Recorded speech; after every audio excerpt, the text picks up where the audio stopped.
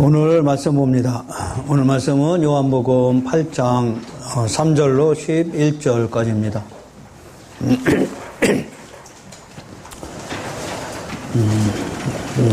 자, 신약의 157페이지 요한복음 8장 3절로 11절까지.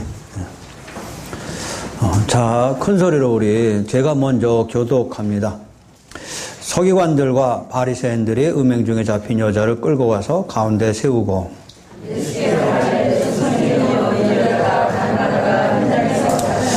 모세는 율법에 이러한 여자를 돌로 치라 명하였거니와 선생은 어떻게 말하겠나이까?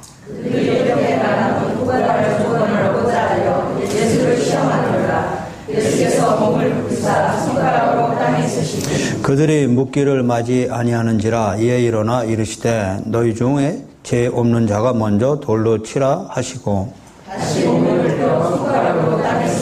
그들이 이 말씀을 듣고 양심의 가책을 느껴 어른으로 시작하여 젊은이까지 하나씩 나가고 오직 예수와 그 가운데 섰는 여자만 남았더라. 예수께서 일어나사 여자에게 아무도 없는 것을 보시고 물으시되 여자여 너를 구하라는 분들이 없느냐 너를 정죄할 자가 없느냐 함께합니다. 대답하되 주여 없나이다. 예수께서 이르시되 나도 너를 정죄하지 아니하노니 가서 다시는 죄를 범하지 말라 하시니라. 아멘. 할렐루야. 눈이 많이 왔나 봐요. 비가 왔어요? 글쎄 전 밖에 못 나가서 지금 눈이 왔는지 비가 왔는지 모르겠어요. 자, 여러분들 이 어려운 과정 속에서도 하나님 말씀을 사모해서 하나님 말씀을 듣고자 오신 여러분에게 축복합니다. 이거 사실은 보통 일 아니죠?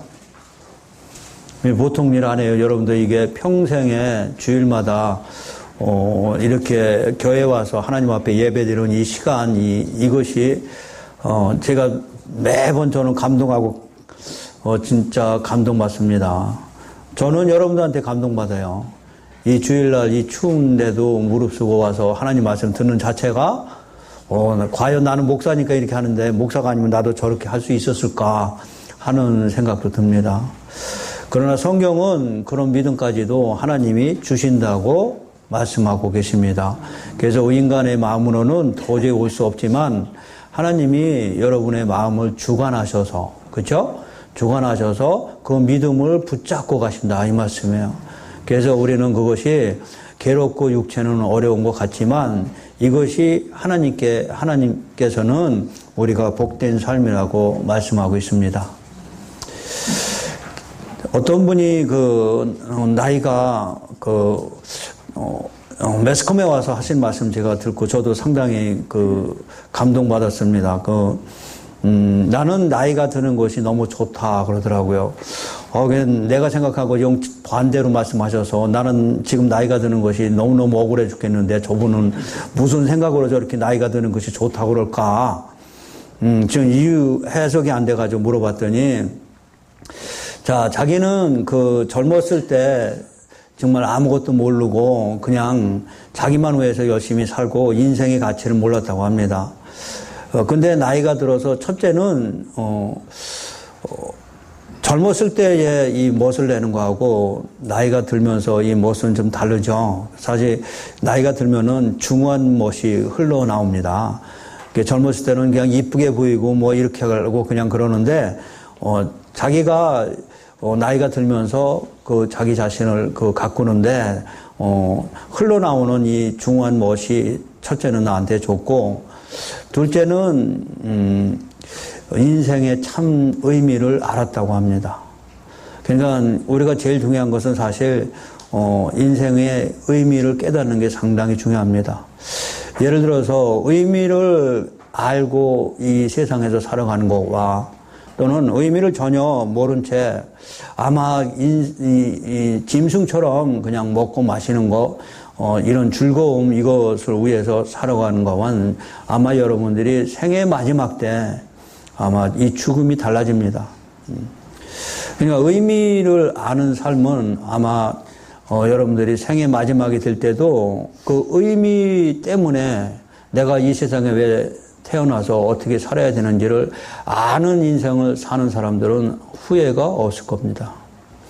그러나 내 어떤 육체, 이 세상 것을 위해서만 열심히 살다 보면 더 좀 했을 텐데 하고 우리는 아마 죽음까지도 아마 괴로워할지 모르겠습니다. 그래서 이분이 이해가 갔습니다. 그렇죠? 중후한 못이 나야 되는 것이고 저처럼 아닌가요? 또한 저도 이 마지막 생에 숨을 거둘 때 의미를 아는 삶이 되었으면 좋겠습니다. 여러분도 마찬가지죠. 그때는 후회 없는 죽음이 될 거예요. 그러니까 이 세상에 정말 너무 멋있게 살고 육체적으로 즐겁고 이런 생활보다는 살아있는 의미를 깨닫는 것이 훨씬 더 행복한 삶이라고 합니다. 또 하나 농담을 하나 합니다. 그래서 우리 지금 요새 100세 세대 하죠? 그래서 40대는 뭐가 문제냐? 일단은 40대는 요새 유튜브에 많이 떴던데 40대는 뭐가 없어요? 돈이 없더라. 예, 그래서 40대는 돈이 없고 50대가 되면 또 뭐가 없어요? 요새는 50대 되면 다 잘리죠? 50대는 또 일이 없더라. 그러니까 여러분 지금 50대 돼서 일 하시는 거 이것도 기쁨이에요. 그 60대는 또 뭐가 없어? 집이 없더라 그럽니다. 지금 집 없죠? 여러분은 이 땅에 집 없어요. 하나님 나라에 가 있으니까 그렇게 억울하게 하지 마세요. 70대가 되니까 제가 지금 70대 아직 안 됐구나 제가. 실수할 뻔했어 진짜. 진짜 실수할 뻔했네. 70대는 파트너가 없대요. 자기 부인이나 70대 되면은 좀 그렇죠. 처가 없다 또는 남편이 없다 이런 경우가 생깁니다. 그러다가 이제 또 80대 가면은 낙이 없다고 그럽니다. 사는 맛이 없다고 그러는데 요새 보통 80대 넘어가는 거잖아요. 근데 저는 행복해요. 70대에 저는 처가 또 있고요. 또 80대 되면 아마 낙이 있을 거예요. 저는 진짜 의미 있는 하나님이 일을 이렇게 멋지게 하고 있는 것에 대해서 저 자신이 너무 감동받습니다. 예, 그래서 의미 있는 삶이다. 그 세상에는 이미 나는 죽었고 이제부터 내 삶은 진짜 의미 있는 삶이었구나 하는 것을 너무 감사하게 생각합니다. 90대는 이제는 먹고 싶어도 못 먹고 그래서 이가 없대요. 이가 없어서 이제 집이고 먹고 다 시키잖아요. 이제 먹는 것 때문인데 이가 없어서 근데 지금도 90대도 그래도 임플란트가 많이 발전돼가지고 그래도 많이 먹죠. 이제 100세 가면 무슨 일이 벌어질까? 네? 때가 됐다고요? 100세는 다 필요 없다요. 요 100세 가야 이제 다 필요 없어요. 이제 우리 하나님 만나게 돼.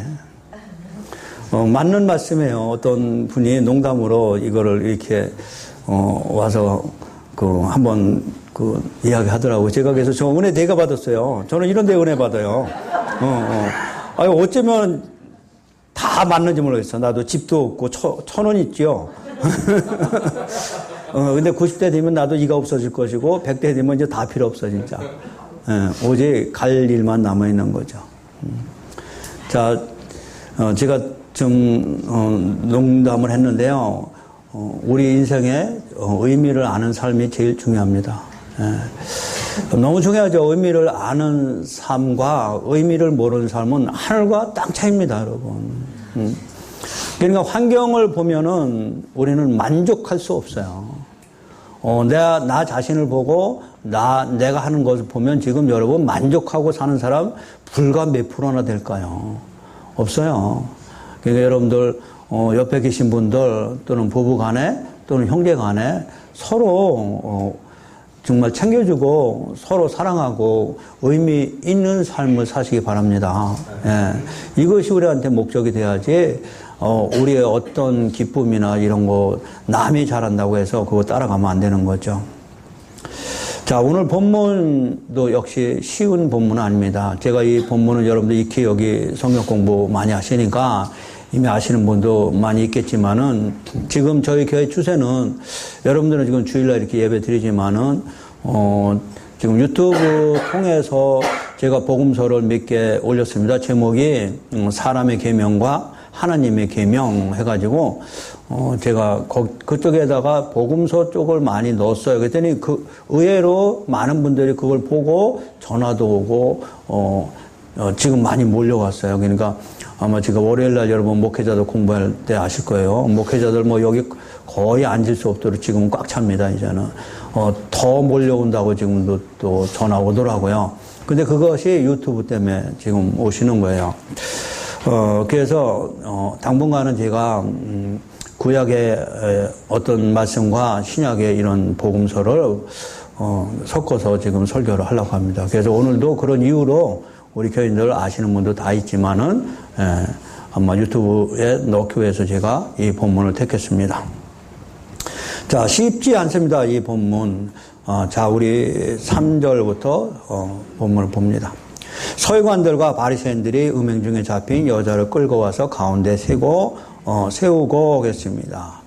예수께 말하되 선생이여 이 여자가 간음하다가 현장에 잡혔는데 모세는 율법에 이러한 여자를 돌로 치라 하여 명하였거니와 선생은 어떻게 하시겠습니까 하고 시험하러 왔습니다.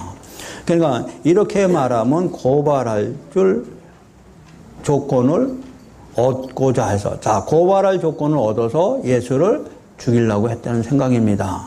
그러니까 예수님 와서 무슨 얘기를 했냐면 이 바리새인들이 율법주의자들인데 이들과 싸움해서 너희들은 아니라고 그러거든요. 근데 그들은 자기 자신이 나는 하나님의 십계명을 열심히 지키고 있는데 그것을 왜 아니라고 그러느냐 얘기입니다.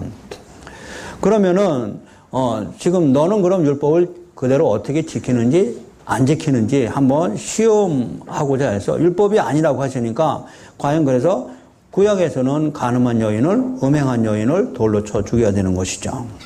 그래서 어떻게 말할까 하고 데려왔습니다. 그랬더니 6절에서 예수께서 몸을 굽히사 손가락으로 땅에 쓰셨다는 얘기죠. 그래서 손가락으로 땅에 쓰셨다. 이것 때문에 이제 문제가 많이 생겼습니다. 일반 교회에서 저도 신학교 다닐 때 말씀 많이 모를 때 어느 유명한 목사님이 있다고 그래서 거기에 우리 집회를 한다고 그래서 제가 학교 때 신학생 우리 동기와 같이 몇 명이서 간 적이 있습니다. 그랬더니 그 교회에서 먼저 이렇게 이제 둘러 앉아서 얘기하는 도중에 거기 담임 목사님이 어떤 분이 영서를 써왔는데요 이러더라고요. 영서를 써왔는데 이 영서의 의미를 가르쳐 달래요 그러더라고요. 그러니까 그 목사님이 아마 영서를 해석하는 분이었던 것 같아요. 영서라는 말씀 많이 들었죠? 그렇죠? 여러분들 지금 못 들었어요? 저는 이거 영서 많이 들었습니다. 옛날에 신학교 가기 전에 하나님 만나고 나서 미국에서 왔을 때 집 근처에 어떤 교회를 갔더니 그 교회 목사님이 나를 보고 막 기도하더니 막 이런 백지에다가 막 이렇게 쓰신 거예요. 이렇게 글자가 아니고 올라갔다 내려갔다 막 이렇게 하더니 그것이 하나님이 이제 너를 불렀고 너를 사랑한다 해서 그걸 통변해 주더라고요. 근데 그것이 하나님의 말씀이라고 그래서 처음으로 제가 잘 모를 때니까 나에 대해서 하나님이 이렇게 말씀하십니까 했더니 그렇대요. 우리 성도님 위해서 하나님 말씀하니까 영서를 써줘서요. 그래서 이만한 영서를 가지고 제가 이거를 코팅을 했어요. 이거 하나님 말씀 귀중한 말씀이라 안 잊어버리려고 코팅을 해가지고 항상 가지고 다녔어요. 근데 이것이 과연 너무나 유행돼가지고 여기 손가락으로 예수님이 땅에다 뭘 썼느냐 이것이 뭐다? 영서다 이렇게 해석한 분이 많습니다. 여러분들이 지금 기도원이나 이게 젊은 친구들은 여러 군데 안 가고 교회만 그냥 이렇게 열심히 다니까 모르는데 만약에 나이가 들어가지고 진리의 말씀이 없어서 여기저기 방황하다 보면 이런 교회를 많이 만나게 돼요. 그러면서 용서를 하나님이 이렇게 당신한테 말씀하셨다 하면 그걸 누굴 통해서? 나를 통해서 이렇게 하는 거예요. 그 목사가 아주 능력 있고 하나님한테 능력을 받은 아주 효험 있고 이런 목사로 딱 올랐습니다. 그만큼 이 본문을 이용해서 많은 기독교인들이 넘어지고 있었어요. 저도 그때는 몰라서 이것이 사실인가 하고 그 교회를 제가 한동안은 열심히 다녔어요. 하나님 말씀 듣고 싶어서. 근데 여러분들은 이제 정말 하나님의 은혜로 하나님 말씀은 성경이 말씀하고 있어요. 예, 여러분들이 굳이 용서라고 하면 이 성경이 용서입니다. 용서라는 것은 하나님이 쓰신 글이죠. 용서는 성경의 말씀이에요. 근데 성경의 말씀을 덮어놓고 자기가 계시받아서 하나님이 너한테 이런 말씀 하셨다고 쓰는 사람들이 목사로 앉아있는 게 한국교회에 너무 많습니다. 그래서 지식이 없으면 망하는 거예요. 자, 이 말씀 위에 하나님의 용서는 없다는 거 아셔야 돼요. 자, 근데 여기에, 그럼 예수님은 몸을 굽혀서 손가락으로, 뭘 쓰셨냐 한 얘기죠. 근데 그것도 땅에 쓰셨다는 얘기죠. 자, 먼저, 이 땅이라는 것이 뭔지 여러분 아셔야 돼요. 성경에서 영적인 의미는 진짜, 물론 예수님은 실제 여기 땅에다 쓰신 거죠. 근데 이 땅이라는 것은, 우리 창세기에 보면 우리 사람을 하나님 뭘로 만들어요? 흙으로 만드셨다. 흙이 땅이거든요. 그러니까, 예, 지금 예수님이 몸을 굽혀서 땅에 섰다는 것은 이 땅은 우리를 가리키는 거예요. 그래서 우리 마음판에 뭔가 가르쳐 주시려고 쓰신 것이죠. 자, 중요합니다. 그러니까 우리 마음판에 하나님은 지금 예수님은 가늠한 여인을 데려왔지만 이 가늠한 여인에 데려온 그들에게 뭔가를 가르쳐 주고 싶어서 땅에 썼다는 얘기죠. 그 땅이 누구라고요? 우리들 마음판에 쓰신 것이죠. 그래서 성경 말씀은 여러분들이 자꾸 나는 피해가면 안 돼요. 그럼 예수님도 지금 우리 여러분 마음판에 뭘 쓰시고 싶은 거예요. 그래서 이 땅에 쓰셨는데 이 땅에 쓴 것이 두 번입니다. 지금 첫 번째 쓰고 또 두 번째 8절에 가면 다시 몸을 굽혀 손가락으로 땅에 또 쓰시니 그런 거죠. 두 번이나 쓰셨는데 이 두 번 쓴 것이 무슨 사건이냐 하는 얘기죠. 자, 우리 출애굽기 32장입니다. 자, 출애굽기 32장 우리 16절이죠.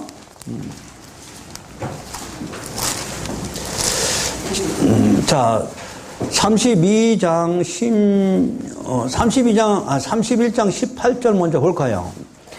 출애굽기 폈으니까 31장 18절 보면 여호와께서 시내산 위에서 모세에게 이르시기를 마치신 때 증거판 둘, 이게 돌판입니다. 둘을 모세에게 주시니 이는 돌판이요 하나님이 친히 쓰신 것이다. 그래요. 중요한 말씀이에요. 이 판은 누가 쓴 거라고요? 하나님이 친히 쓰신 거예요. 지금 예수님이 친히 쓰시고 계세요. 자, 32장 16절에서도 마찬가지죠. 그 판은 하나님이 만든 것인데 글자는 하나님이 쓰셔서 판에 새기신 것이라 하겠죠. 그래서 역시 하나님이 쓰시는데 하나님의 손가락으로 쓰셨다는 얘기예요. 근데 거기다 뭘 쓰셨나? 우리 32장을 보면 알겠죠? 32장은 여러분들이 잘 아다시피 하나님이 두 돌판 율법이죠. 십계명이죠. 그러니까 십계명을 지금 예수님이 땅에 쓰시고 있다요. 아니죠. 예수님이 이 십계명을 여러분 마음판에 쓰고 계시다고 생각하면 돼요. 쓰고 있는 거죠. 그랬더니 이 십계명을 쓰실 때 여러분들은 이것이 자, 출애굽기 폈으면 20장 잠깐 볼까요? 20장.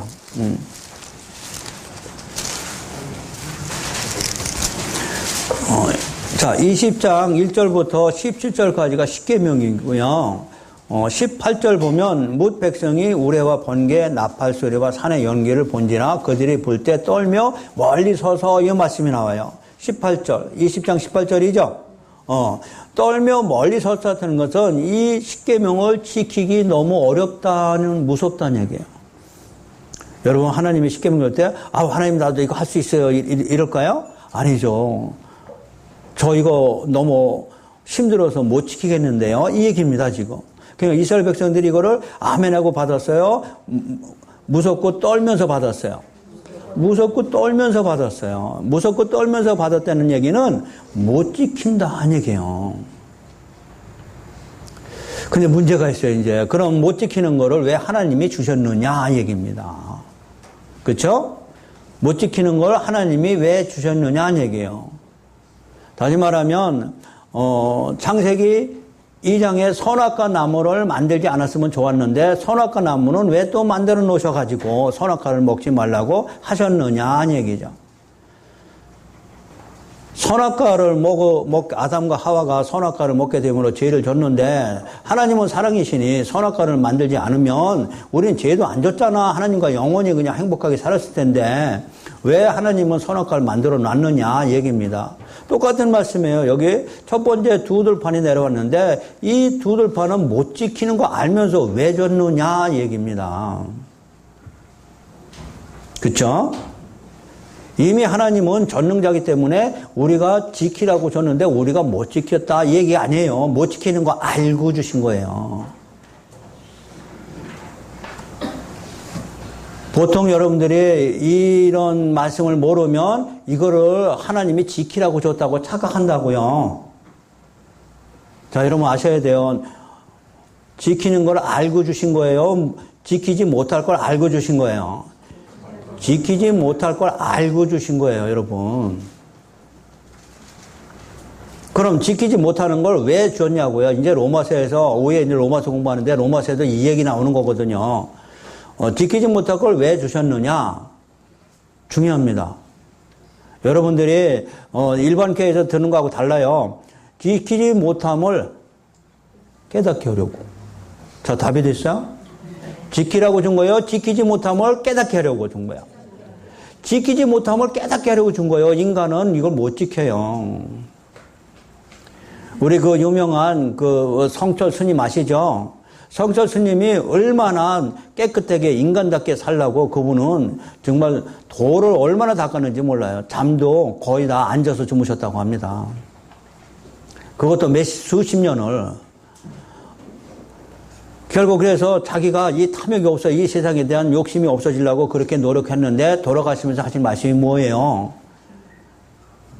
돌아가시면서 하신 말씀이 산은 산이고 물은 물이다. 이 말씀이 너무 유명한 말씀이잖아요. 그러니까 자기가 그렇게 애쓰고 이 죄에서 벗어나려고 애썼지만은 결국 변한 것이 아무것도 없다. 산이 안 변한 거, 산이 변하지 않고 물이 안 변한 게 아니고 내가 변한 게 없다는 얘기잖아요. 그러면서 결국 고생만 얼마나 열심히 하셨는지 나는 지옥에 간다고 고백하고 돌아가셨어요.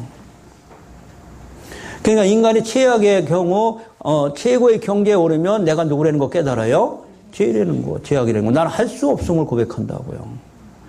그래서 우리는 하나님이 선악과도 만들어 놓은 것이고 여기 32장에서 우리 보고 지켜서 의인되라고 가르쳐 준 게 아니고 지키지 못함을 고백하라고 주셨다는 얘기예요.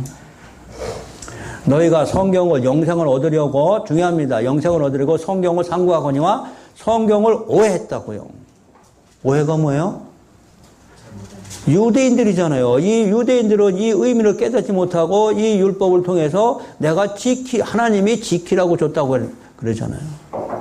그 오해죠. 여러분 지키라고 준 거 아니에요. 지키지 못함을 고백하라고 줬다고. 여기서 자유하시기 바랍니다. 네, 너무 중요한 거죠. 근데 유대인들은 이것을 성경을 많이 읽었지만 오해했다고요. 지켜서 의인 되려고 해서 예수님이 버린 건데 예수님이 그때 뭐라고 그래요? 파이스친조 예식하는 자들아. 지키지도 못하면서 지키려고 하는 것들 얘기죠.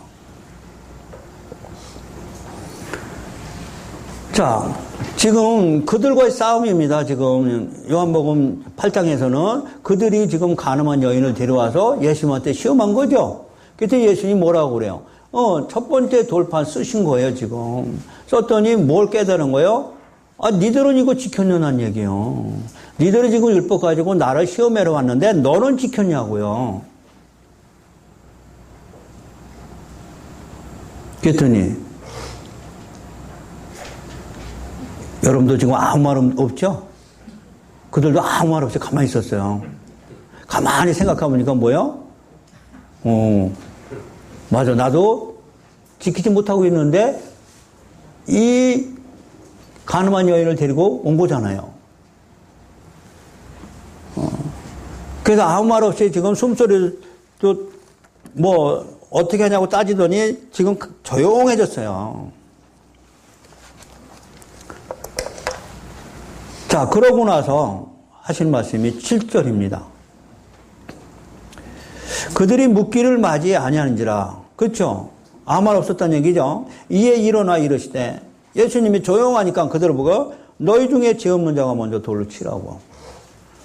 여기서 율법의 1.1에게도 안 지키면 다 죄인이야. 이 여자만 돌 맞아 죽는 게 아니고 1.1에게도 안 치면 너희들도 돌 맞아 죽어야 돼.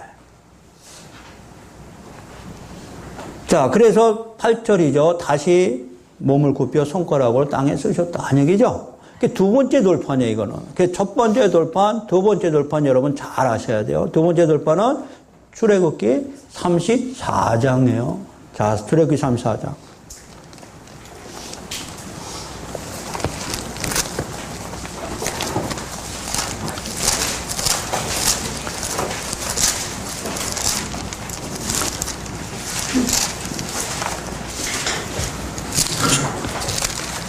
자, 출애굽기 34장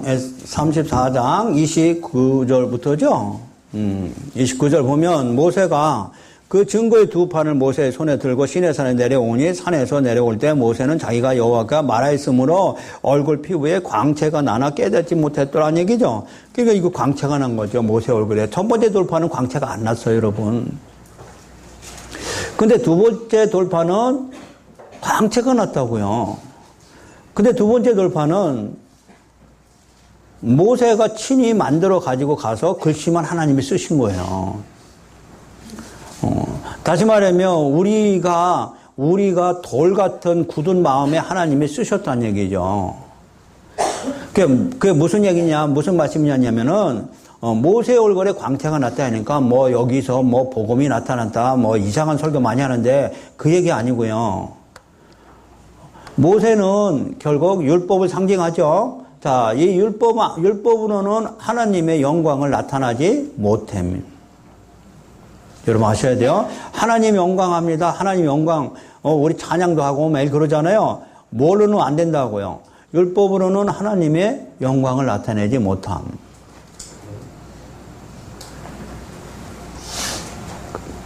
하나님의 영광은 하나님이 예수님을 통해서 우리를 죄에서 구원하신 복음을 내가 받아들임으로 하나님의 영광을 나타나는 거죠.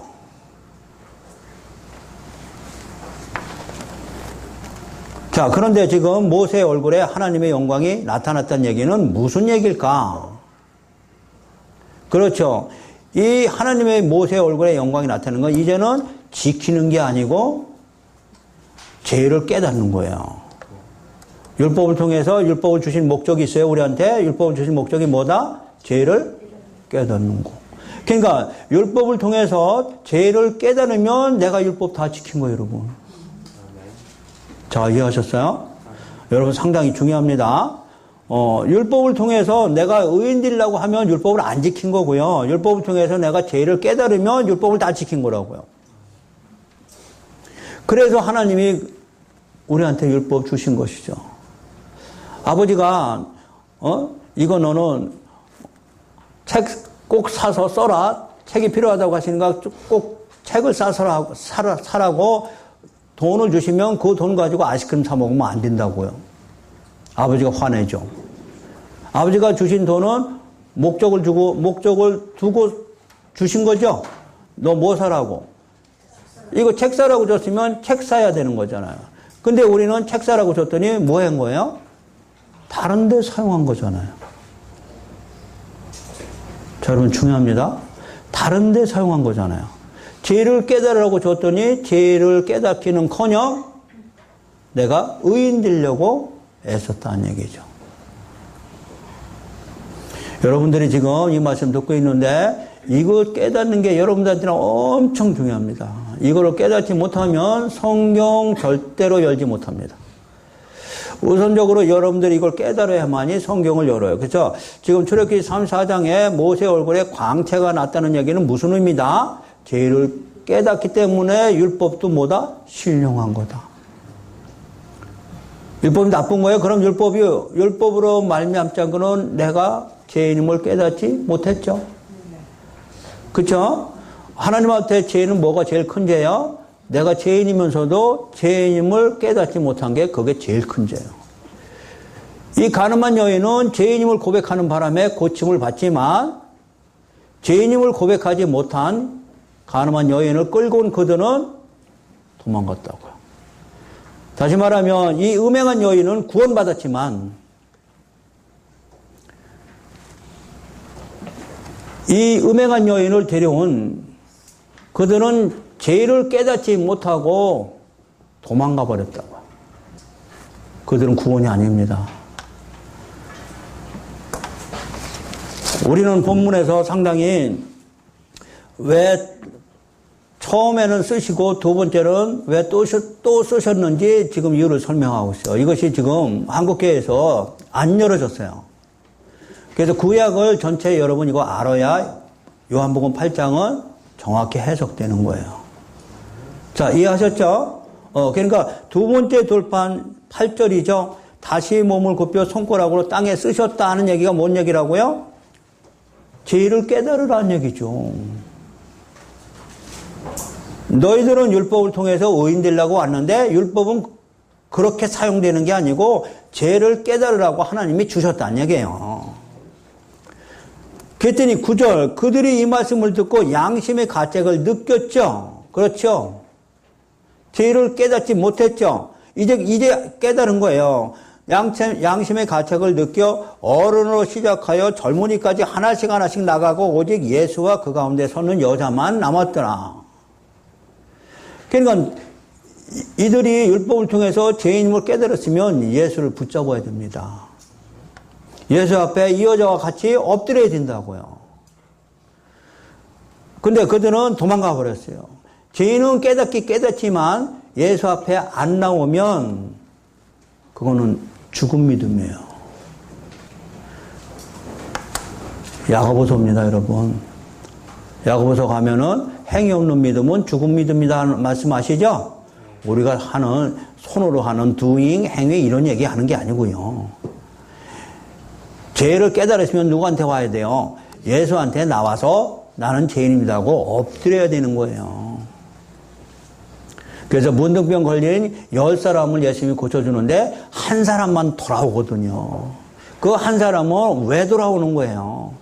자기가 고쳐 9명은 다 병 고침만 받고 죄를 깨닫지 못하고 다 나간 거고요. 결국 그렇구나. 예수님이 문둥병 고쳐준 것은 내 죄를 없애주신 거라고 깨닫고 예수님 앞에 엎드린 자가 구원이에요. 9은 어디 갔느냐? 이 말씀이죠. 가룟 유다도 여러분 예수님을 십자가에 팔아가지고 예수님 죽을 때 자기도 목매달아 죽었어요. 그러니까 죄인은 깨달았다니까요. 뭐만 안 받아들인 거예요? 십자가만 안 받아들였다고요. 그래서 아는 거와 깨닫는 거와 또 깨닫고 내가 교회에 나오는 거랑 달라요, 여러분. 이 어려운 시간에 여러분들 교회에 나와서 예배 드리는 것이 뭐예요? 여러분의 행위예요. 알기는 알아도 내가 집에서 그냥 앉아있고 이런 것은 다 안 되니까요. 자, 그래서 이 행위가 없는 믿음은 죽은 믿음이다. 뭐 열심히 하고 안 하고 이런 얘기 하는 거 아니에요. 뭔 얘기 하셨어요? 예를 들어서 우리 여호수아에 보면은 여호수아가 지금 많은 군대를 이끌고 지금 가나안 땅으로 가는 도중에 누가 있었어요? 정탐꾼 2사람 보내죠? 정탐꾼 2사람 보는데 그 여리고 성에 사는 여자 라합이죠? 그죠? 라합이 기생이라고 하는데 그 기생이 이미 하나님이 이스라엘 백성들, 자기 백성들을 어떻게 홍해를 가르고 어느 나라를 치고 광야에서도 40년간 만나를 먹여주고 어떻게 구원하시는지를 다 들었다고요. 자, 다 듣고 상천하지에 그런 하나님이 없다 하면서 너희가 이 땅을 쳐들어올 때 나를 좀 구원해달라고 그랬더니 그 정탐꾼 둘이 그 라합 여자한테 하는 말씀이 네가 그러면은 우리가 쳐들어올 때 네 집에 붉은 줄을 내려라 얘기잖아요. 그러니까 뭐 하얀 줄도 아니고 벽화색도 아니고 남이 다 눈에 띄는 붉은 줄을 내려라는 얘기죠. 근데 그 땅에서 붉은 줄을 내리면 정탐꾼과 어떤 신호가 있을까 봐 라합은 죽을 수도 있었어요. 죽을 수도 있었죠. 그러나 그 여자는 그렇게 해서라도 나는 살아야겠다는 말씀이죠. 그래서 붉은 줄을 내렸다고요. 여러분들이 살기 위해서 예수를 믿었다고요. 그것이 여러분 행위예요. 그래서 라합의 행위를 야고보에서 칭찬해 주는 거예요. 알기는 알지만 붉은 줄 안 내리면 행위가 없는 거죠. 자, 이해하셨어요? 자, 그래서 여러분들이 이것이 꼭 알고 내가 예수만 믿으면 되는 거 아니라는데 결국 그렇지 않습니다. 자, 그래서 지금 이 여자가 결국 다른 사람들은 다 도망갔죠? 근데 이 여자만 지금 남아있는 것이죠? 그러면서 예수님이 하신 말씀이 10절입니다. 일어나서 여자의 아무도 없는 것을 보시고 이르되 여자여 너를 고발하던 그들이 어디 있느냐 너를 정죄한 자가 없느냐 대답하되 주여 없나이다. 예수께서 나도 너를 정죄하지 않으니 다시는 죄를 범하지 말라. 또 문제 생겼어요. 자, 다른 사람들은 다 도망갔고 이 여자는 도망가지 않았는데 다른 사람 도망간 거를 우리는 음행이라고 합니다. 자, 음행이 뭐라고요?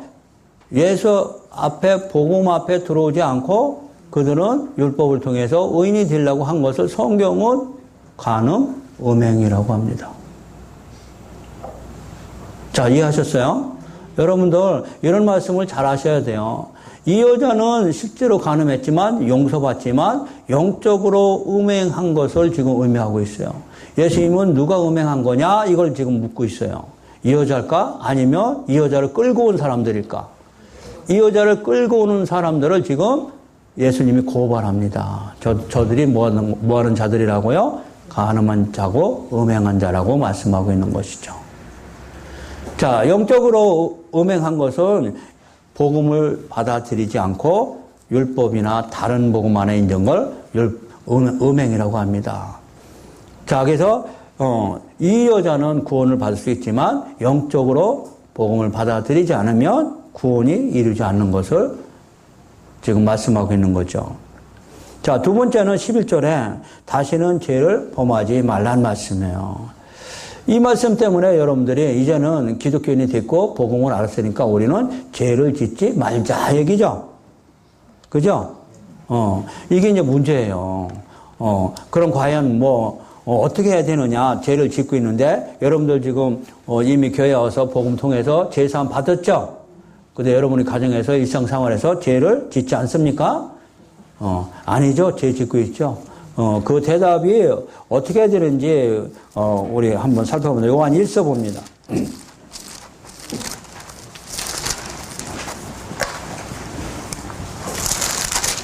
요한 1서 388페이지요. 제 성경에는.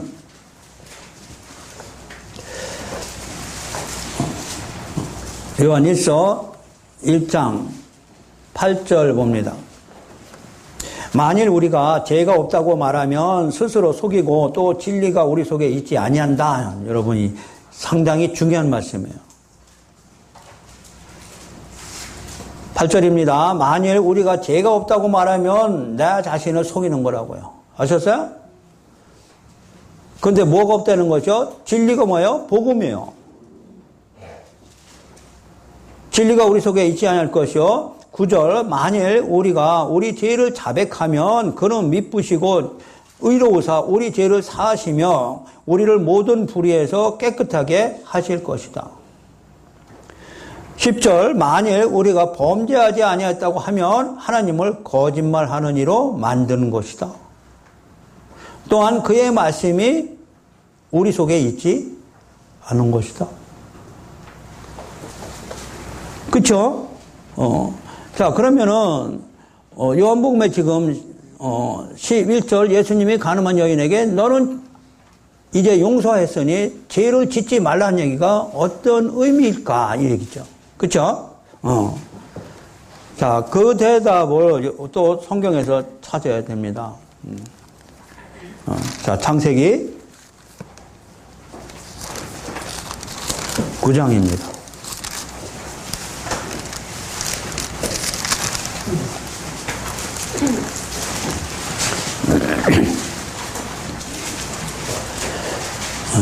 창세기 9장 18절입니다.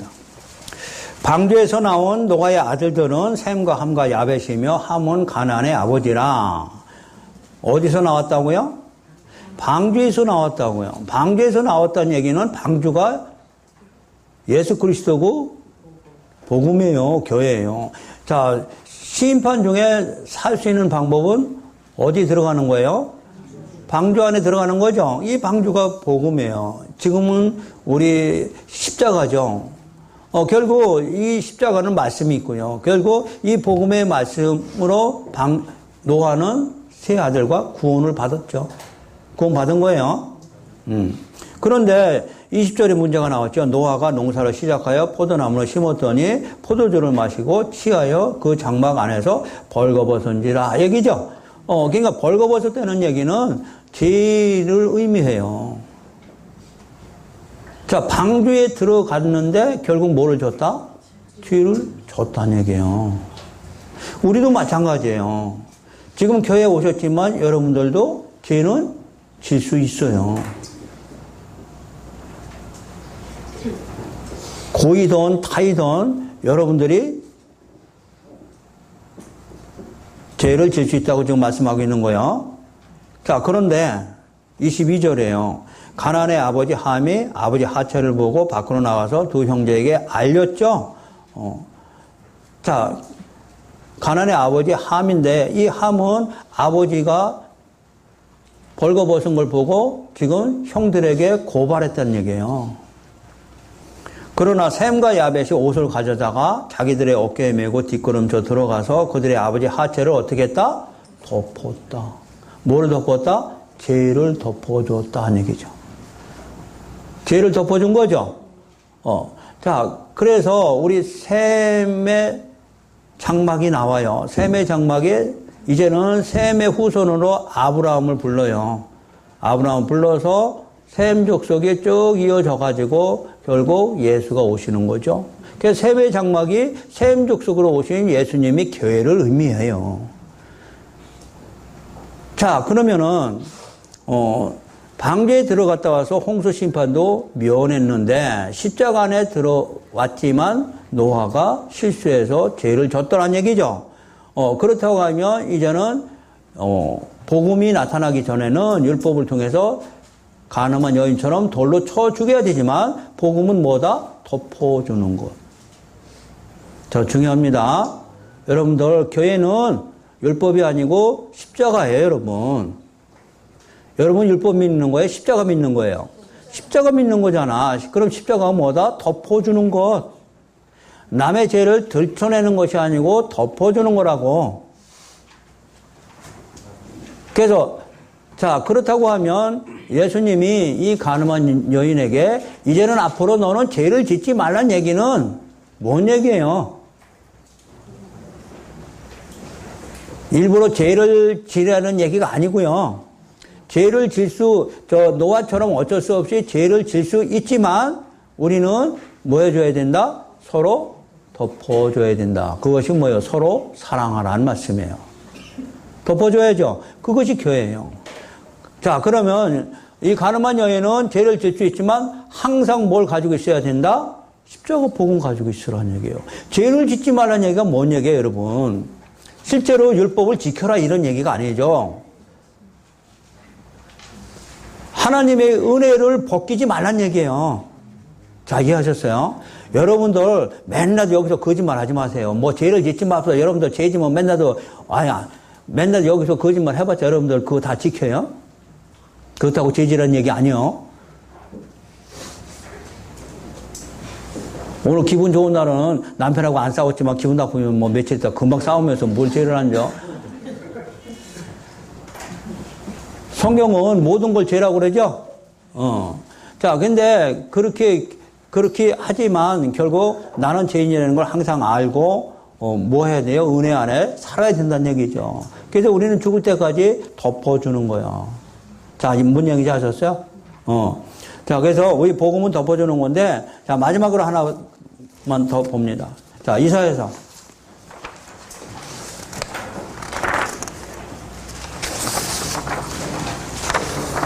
자, 이사야서 22장 봅니다.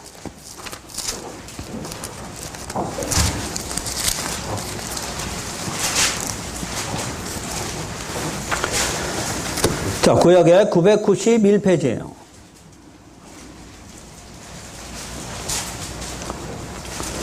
22장 1절. 환상의 골짜기에 관한 경고다. 이 환상의 골짜기라는 것은 예루살렘 얘기예요. 이스라엘 백성들이 환상이에요. 맨날 뭐 봤어요? 하나님의 계시. 그래서 환상의 골짜기라는 거예요. 내가 지붕에 올라가면 어찌 된 것일까? 소란하며 떠들던 성, 즐거워하던 고을이여, 너의 죽임을 당한 자들은 칼에 죽은 것도 아니고 전쟁에 사망한 것도 아니고 너의 관원들 다 함께 도망했다가 활을 벌이고 결박을 당했고 너의 멀리 도망한 자들도 발견되어 다 함께 결박을 당했는다. 그러므로 내가 말하노니 돌이켜 나를 보지 말지어다. 나는 슬피 통곡하겠노라. 내 딸 백성이 패망했다. 말미암아 나를 위로하려고 힘쓰지 말라. 환상골짜기 만군의 여호와께로부터 이르는 소란과 발핌 혼란의 날이여 성벽의 무너뜨림과 산악의 사무쳐 부르짖는 소리. 엘람 사람은 화살통을 메었고 병거 탄 자 마병이 함께했고 기르 사람은 방패를 드러냈으니 병거는 네 아름다운 환상의 골짜기 예루살렘에 가득했고 마병은 성문에 정렬됐다. 지금 이스라엘 백성들이 꼼짝없이 죽게 된 거죠. 그죠? 자, 8절 말씀이에요. 그가 유다에게, 이스라엘 백성에게 덮였던 것을 벗김에 얘기해요. 뭘 벗겼다고요? 덮였던 것을 벗긴 거잖아요. 덮였던 것이 뭐예요? 복음이에요, 여러분. 그러니까 여러분들이 이 덮였던 것을, 지금 하나님 우리한테 이거 주신 거죠? 그래서 여자는 교회에서 머리를 쓰라는 말씀이에요. 덮으란 얘기예요. 뭘 덮으란 얘기예요? 진짜로 뭐 수건 두르란 얘기예요? 천주교는 수건 두르고 앉아있어 예배 드리잖아요. 이 의미를 몰라가지고. 머리에 쓰란 얘기가 뭐예요? 복음을 받아들이란 얘기예요, 여러분. 그래서 구약에서는 머리 깎고 대머리면 창피하다 한 얘기잖아요. 뭘 벗겼다? 덮였던 것을 벗겼으니까. 우리 삼손도 이거 덮였던 거 머리카락을 뭐야 잘랐더니 힘이 없어진 거잖아. 우리는 힘이 날 수 있는 거는 우리 육의 힘이 아니고 사단을 이길 수 있고 이 세상을 이길 수 있는 방법은 하나님의 예수님을 통해서 십자가뿐이라고요. 복음뿐이란 말이에요, 지금. 그럼 우리도 죄를 질 수 있지만 항상 이 복음을 붙잡고 가야 되는 거죠. 그것이 죄를 짓지 말라요. 성경은 죄가 뭐예요? 복음을 받아들이지 않게 죄예요. 지금 요한복음에서 여러분 지금 말씀하신 건 무슨 의미인지 아셔야 돼요. 율법적인 죄를 짓지 말고 이런 얘기가 아니고요. 복음을 받아들이지 않게 성경은 죄라고요. 자, 이해하셨어요? 예. 네. 그러면 여러분들이 죄를 짓지 않으려면 이걸 여러분들이 끝까지 붙잡고 가야 되는 거죠. 그러나 우리를 죄로 만들기 위해서 사망으로 끌고 가기 위해서 이 복음을 우리를 변형시키고 거짓 선자가 나와서 복음이 아닌 다른 복음을 여러분을 유혹하게 되는 거란 말이에요. 그러니까 여러분들이 이것을 꼭 잡고 놓치지 말아야 되는 것이 항상 깨어 있어라는 얘기예요. 아셨죠? 다른 거 깨어 있지 말고 뭐 기도 아무리 깨어 있고 뭐 이런 얘기가 아니고 복음을 놓치지 말란 얘기예요. 이것만이 하나님이 살 수 있다는 얘기죠. 아셨어요? 우리가 살 수 있는 길은 이 길밖에 없어요. 대신에 여러분들이 이 복음을 진실로 마음으로 받아들이면 하나님이 함께 하시며요. 그 이외에는 내가 너를 만날 수 있는 방법이 없다는 얘기죠. 그런데 이런 본문을 통해 가지고 이런 복음을 전하지 않고 우리는 이것이 뭐 용서다 또는 뭐 죄를 짓지 말아야 된다 또 율법적인 이런 가르침 이런 거 가지고 우리는 여기서 본문에서 계시를 드러내지 못하고 있잖아요. 그래서 제가 오늘 본문을 택해서 좀 자세히 설명한 겁니다. 항상 여러분들은 끝까지 깨어 있어서 이 복음을 잃지 않은 삶이 되시기를 예수님의 이름으로 축원합니다.